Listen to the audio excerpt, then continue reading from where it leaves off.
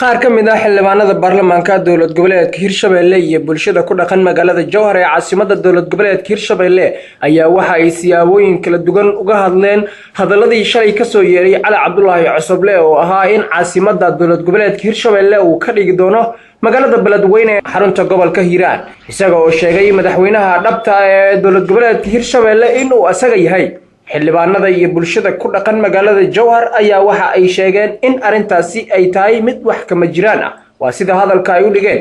mar aan saakay mikrofoonka TV-ga saab la dhax qaaday ayay waxa ay iga warbixiyeen sida ay u arkaan iyo xaaladahooda ku hadlaya magaca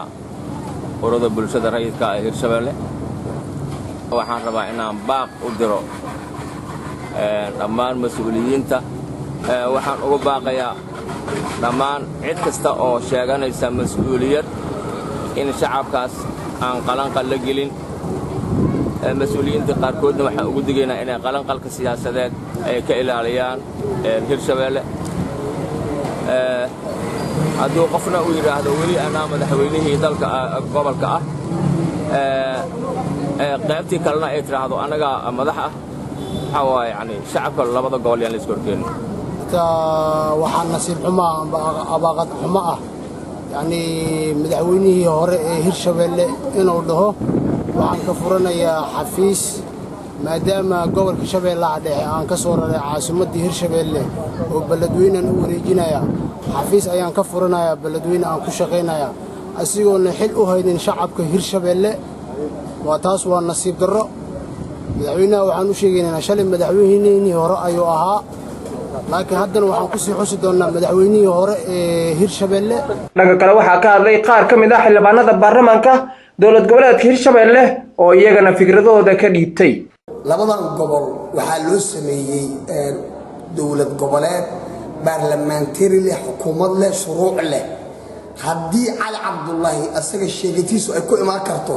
Beledweyne madaxweyne ka shalay Beledweyne ka dhasho asagoo meesha madaxweyne shaqalaha marka arrinkaas arrin su'aalnaga naxuuseeya maahan baarlamaanka doorto 17 bishii sagaalaad waxaana codkii laga noqday bisha hadda aan ku jiray 14 kada codkii Hirshabelle barako noqday shacbiga Hirshabelle ka mid yahay ummadda reer Beledweyne ummadda Joora kullana waxa ka dhaxay maamulka dawladda state-kaas dhisan kuma dhisna qabiil kuma dhisan degmo Hiiraanna male jufa male marka ma ahan Cali Cabdullaahi inuu u qaato inuu Beledweyne dad ku duubi karo oo ku afduubi karo oo ku go'aan karo arrinkaas waa khaldan yahay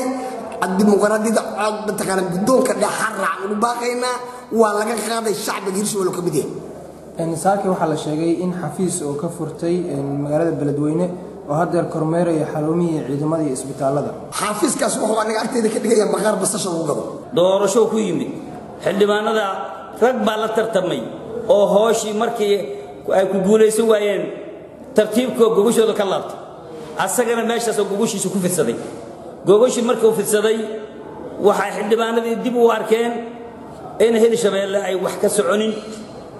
hoosheedii laga rabay ama yaani dadweynihii naga rabay in wax u qoobsoomaa gobolada iyo degmooyinka waxa jiray dagaal dhacay abaar dhacday waxa soo dhan nin u dalqada la rabay markii la waayay ummadii nagu kacday waxaan dib u fiirinay markaana xildhibaanadii Hirshabelle annagoo 98 ka kooban dooranay Cali Cabdullaahi inuu noqdo madaxweyne ma aha marka hadii ay shaqadiisii ka soo bixi waayay in had yiraahdo aniga xooga Hiiraan iyo Shabeelle dhex ku qabsanaya haddana gaar ahaan Hiiraan ma naga tagin waxaan ku jirnaa hadii asaga la ridii madaxweyne sugayna waa u soo tartami karaa annagana shalay si asaga u dooranaa ninkii ugu fiican haddana aan u dooran doonaa laakiin waxaan leeyahay magacaas waa ka dhintay walaalkayna ka tanasulo يعني ummadda heer Hiiraan yani dhaxdoodii colaad ay ku abuurin dawladda federaalka waxaan leeyahay marka ninkaas wuxuu ku soo dhismay rabitaanka labada gobol wuxuu ku soo dhismay rabitaanka labada gobol markay fiirisay waxaas hawl u soconinne waa la riday waxaan dooranaynaa madaxweyne cusub Axmed Yaasiin Mahdi Maxamed Alfa warbaahinta Juba Shabeelle News magaalada Jowhar.